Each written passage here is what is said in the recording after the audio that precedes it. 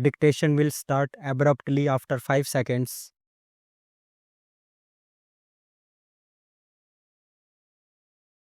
As you are aware, sir, among the many social and economic evils that beset our nation, food adulteration is most dangerous because the unsuspecting public have no way of knowing that when they buy a certain article, whether it is up to the required standard or not.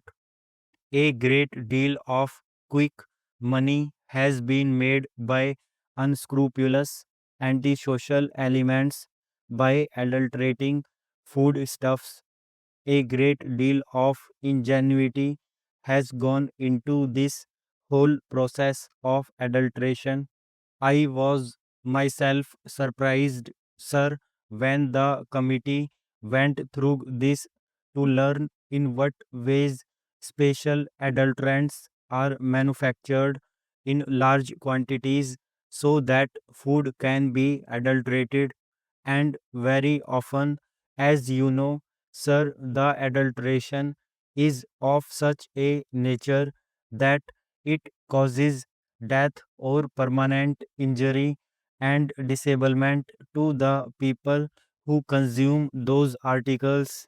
It is therefore an extremely serious matter, and there has been a demand from all sections of the public and in both houses that this entire Prevention of Food Adulteration Act should be amended, should be made more effective, and that there should be strong and effective action against these antisocial elements. For this purpose, sir, I introduced in this House an amendment to the Prevention of Food Adulteration Act 1954. This act was passed 45 years ago by Parliament.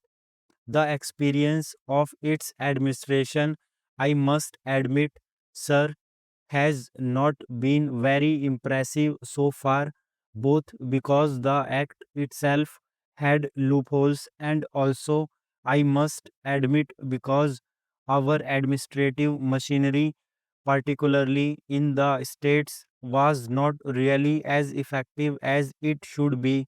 Therefore, I introduced this amendment in the Rajya Sabha on August 12.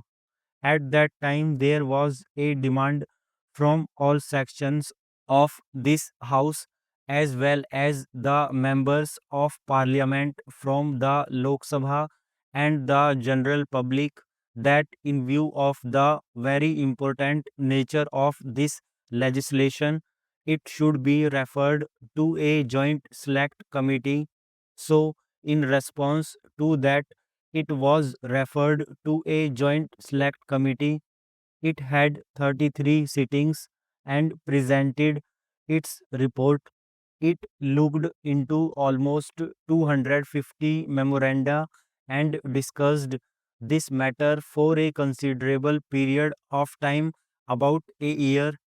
And I would like to express my gratitude, particularly to my honorable friend, for his wise and mature guidance of the work of the committee, from which we benefited very greatly and we took keen interest in the matter.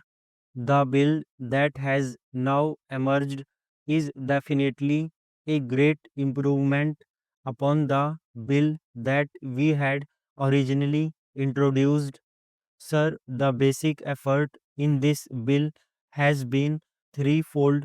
Firstly, to safeguard the interests of the consumers because, as I said, it is the unsuspecting consumer and particularly women and children and weaker sections of the society who are the main victims of this evil.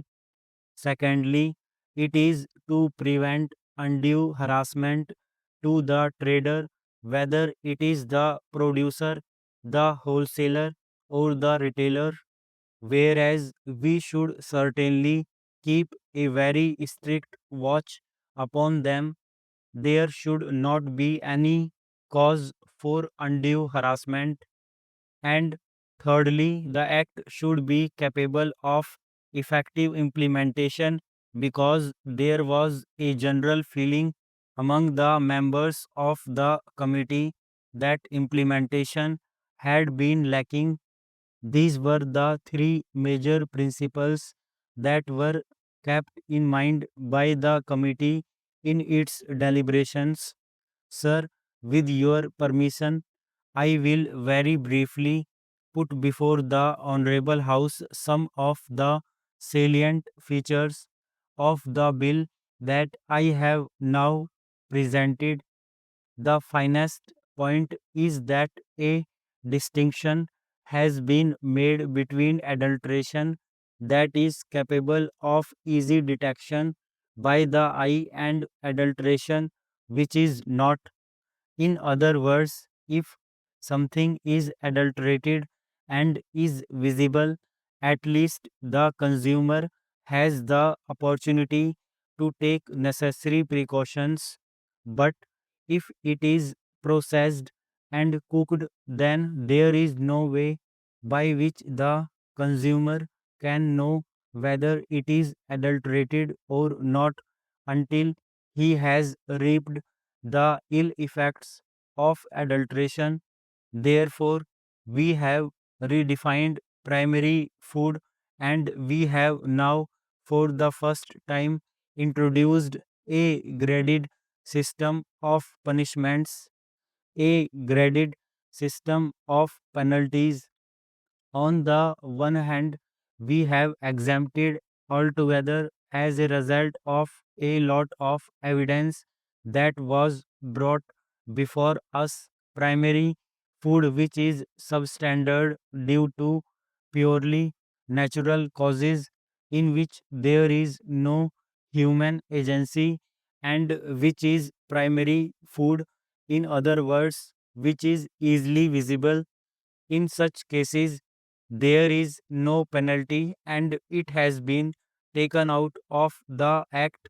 At the other end, for deliberate adulteration, which can cause death or grievous injury, we have brought in punishments up to life imprisonment. So, what we have done is this: we have these five categories. Primary food adulterated due to purely natural causes is exempt. Then there is injurious and non injurious adulteration. Here we have got a graded system of penalties going up to life imprisonment so that deterrence is there and people realize that they cannot play with the lives of their fellow citizens. On the other hand, non guilty people are brought within the mischief of the act.